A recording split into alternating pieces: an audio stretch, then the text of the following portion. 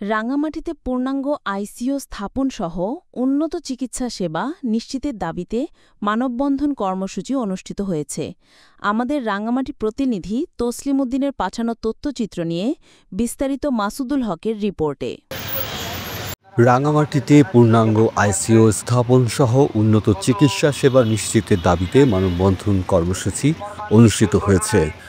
মঙ্গলবার ২৬শে আগস্ট সকাল ১১টায় জেলা প্রশাসকের কার্যালয়ের সামনে রাঙামাটি ইয়ুথ মিশনের কর্মসূচি আয়োজন করে।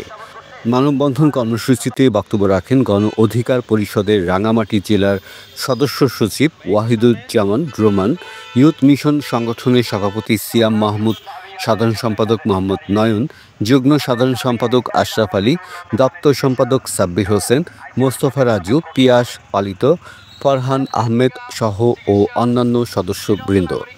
মানববন্ধন থেকে ৫টি মূল দাবি জানানো হয়।